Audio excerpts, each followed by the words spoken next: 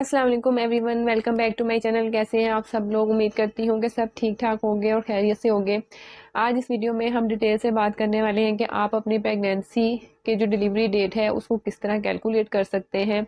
और इसके अलावा मुझे क्वेश्चंस आते हैं कि अगर हमारे जो लास्ट मंथ की पीरियड्स डेट से जब हमने डिलीवरी डेट को कैलकुलेट किया है तो वो डिफरेंट आई है और अल्ट्रासाउंड में जो शो हो रही है वो डिफरेंट है, तो कौन सी डिलीवरी डेट जो है वो ठीक है और किसके मुताबिक हमारी डिलीवरी हो तो वो बच्चा उसमें सेफ रहेगा। तो सबसे पहले मैं आपको बता दूं, जो प्रेगनेंसी का एक टाइम होता है, ड्यूरेशन होता है, जिसे हम 9 महीने कहते हैं, वो डॉक्टर्स जो हैं उसको 40 वीक्स में कैलकुलेट करते हैं। मतलब कि वो टोटल टाइम आपका बनता है 40 हफ्तों का। तो ज़्यादातर डिलीवरीज जो होती हैं वो तकरीबन 38 से 39 वीक्स में हो जाती हैं और वो बिल्कुल सेफ होती हैं। ऐसी डिलीवरीज को हम कहते हैं कि फुल टर्म डिलीवरीज होती हैं, मतलब बच्चा उसमें फुली मैच्योर हो गया होता है, उसमें कोई भी ऐसा मसला नहीं होता है। लेकिन क्या होता है कि ज़्यादा जो कुछ ऐसी डिलीवरीज होती हैं जो कि 37 वीक से पहले हो जाती हैं। आप इसका आइडिया ऐसे लगा लें कि जैसे ही आपका 9वां महीना स्टार्ट हुआ, उसका एक हफ्ता गुजरा और उसके बाद बच्चे की डिलीवरी हो गई। अब ये डिलीवरीज जो होती हैं ये थोड़ी टाइम से पहले हो जाती हैं, इसलिए हम इन्हें कहते हैं pre term delivery.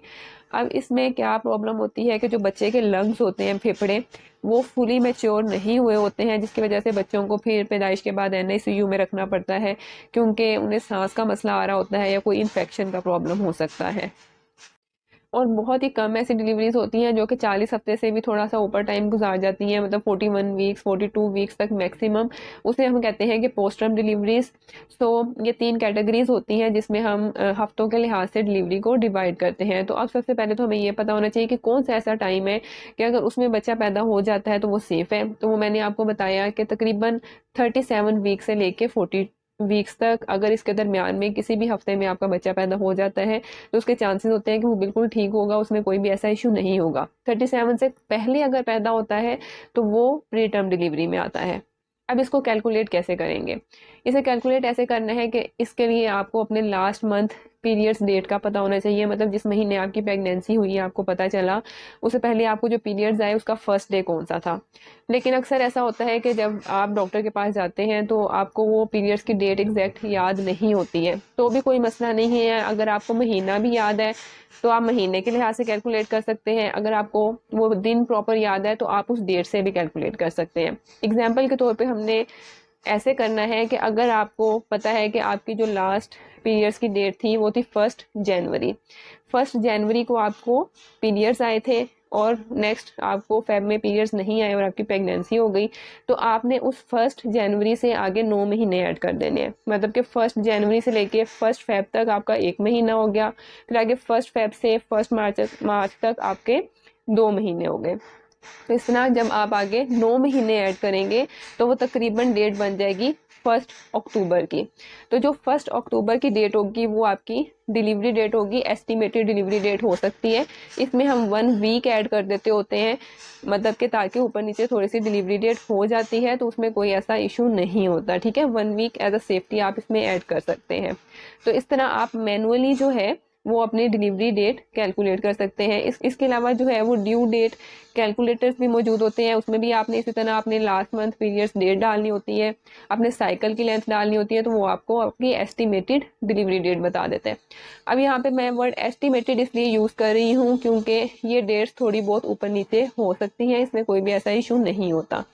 Second confirmation जो है वो आपकी अल्ट्रासाउंड से की जाती है, क्योंकि आपके मंथली बेसिस पे अल्ट्रासाउंड हो रहे होते हैं। अब अल्ट्रासाउंड में आपकी डिलीवरी डेट का कैसे पता चलता है कि उसमें बच्चे की जो है वो मेजरमेंट्स की जाती हैं। मेजरमेंट्स कैसे की जाती हैं? उसके हेड की मेजरमेंट की जाती है, उसकी बॉडी लेंथ की मेजरमेंट की जाती है, पेट की जाती है, उससे आपको उनकी एस्टिमेटेड डिलीवरी डेट पता चल जाती है। अब क्या होता है कि अक्सर जो पीरियड से कैलकुलेट की होती है और जो अल्ट्रासाउंड में आ रही होती है वो थोड़ी डिफरेंट होती हैं। अल्ट्रासाउंड में जो डिलीवरी डेट आती है वो मेजरमेंट्स के लिहाज से आती है, सही है।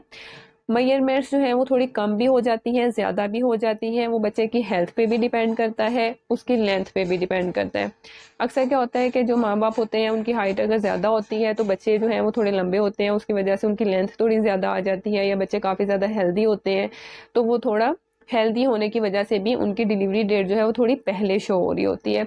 लेकिन डिलीवरी डेट जो दोनों में शो होती है, डॉक्टर्स उन दोनों को देखता है, चेक करता है, उसके लिहाज से ही आपको आपकी डिलीवरी का टाइम देता है। तो इसमें आपने परेशान नहीं होना कि कौन सी डिलीवरी डेट जो है वो एक्यूरेट है, क्योंकि लास्ट मंथ तक, 9th मंथ जब आपका होता है उस टाइम तक आपकी डिलीवरी डेट जो है वो अल्ट्रासाउंड में भी वेरी करती रहती है।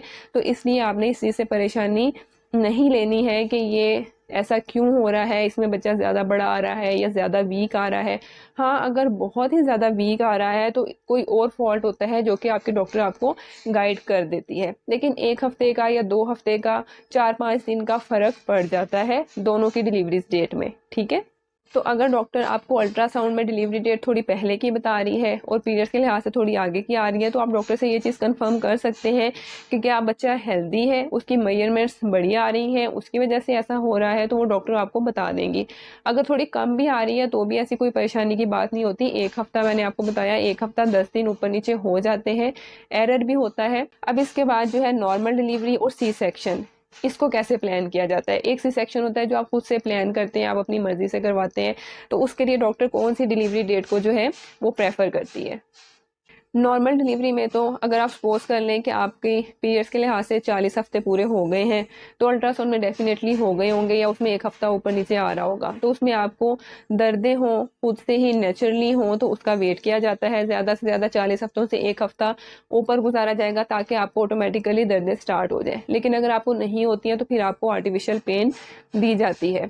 तो इसलिए आपकी उसमें इतना ज़्यादा फ़र्क नहीं पड़ता है डिलीवरी डेट में। अगर आपने सी सेक्शन को प्लान करना है, खुद से अपनी मर्जी से करवाना है, तो तब आप डॉक्टर के पास जाते हैं, तो वो आपका बिल्कुल लास्ट में जो है वो एक अल्ट्रासाउंड करती है, उससे आपकी डिलीवरी डेट जो है वो कैलकुलेट करती है। अगर उसमें और जो लास्ट मंथ पीरियड्स की डिलीवरी डेट होती है, दोनों में 1-2 हफ्ते का भी फ़र्क होता है, तो डॉक्टर उसके मुताबिक जो है आपका सी सेक्शन प्लान कर लेती है। क्योंकि जो प्लान सी सेक्शन होते हैं उसमें आपकी जो डिलीवरी डेट बन रही होती है उससे तकरीबन 1 या 1.5 हफ्ता पहले आप सी सेक्शन करवा सकते हैं। और वैसे भी 38 वीक से 40 वीक्स में, 37 वीक से 40 वीक्स तक आपकी डिलीवरी फुल टर्म होती है। ज़्यादातर जो है बच्चे के लंग्स की मैच्योरिटी का मसला बनता है, तो उसमें क्या होता है कि डॉक्टर जो है वो आपको एक इंजेक्शन देती है, डेक्सा का इंजेक्शन हम उसे कहते हैं। उसकी 2 डोजेज़ होती हैं जो कि बच्चे की लंग्स की मैच्योरिटी के लिए लगवाई जाती हैं कि अगर खुदा ना खास्ता बच्चा जो है वो टाइम से पहले डिलीवर हो जाता है तो उसमें बच्चे को सांस का कोई ऐसा इशू ना हो और बच्चे की जान को भी कोई ख़तरा ना हो। लेकिन वो आपने डॉक्टर की रिकमेंडेशन से ही लगवाना होता है। इसके अलावा कुछ ऐसी डिलीवरीज भी होती हैं जो कि एमरजेंसी में की जाती हैं और टाइम से पहले हो जाती हैं, उसमें फिर बच्चे को NICU में रखा जाता है। वो डिलीवरीज में ये भी हो सकता है कि बच्चे को कोई इन्फेक्शन हो, बच्चा पेट के अंदर जो है वो पोटी कर देता है, या फिर जो है माँ की जान को कोई ख़तरा है, बच्चे की जान को कोई ख़तरा है, तो उसकी वजह से कुछ डिलीवरीज जो हैं वो डॉक्टर को टाइम से पहले ही करनी पड़ती हैं। इसलिए आप जो है वो रेगुलर बेसिस पे, मतलब कि मंथली जो है वो डॉक्टर को लाजमी चेकअप करवाते रहा करें। डॉक्टर आपको सब कंडीशंस के लिहाज से इन्फॉर्म करती रहती हैं और आपको प्रॉपर्ली गाइड करती हैं कि आपकी डिलीवरी कब बनेगी ताकि आप उसके लिहाज से प्रिपेयर हो सके। तो आई होप कि आपके इस वीडियो में काफ़ी क्वेश्चंस क्लियर हो गए होंगे। अगर आपका कोई क्वेश्चन है तो मैं अपॉइंटमेंट नंबर भी मेंशन कर रही हूँ, उस पर आप कॉन्टैक्ट कर सकते हैं। नहीं तो आप मुझे कमेंट सेक्शन में पूछ सकते हैं, तो फिर मैं उसके लिहाज से आपको नेक्स्ट वीडियो इंशाल्लाह बना दूँगी। अपना बहुत ज़्यादा ख्याल रखें, दुआओं में याद रखें। नेक्स्ट वीडियो तक के लिए अल्लाह हाफिज़।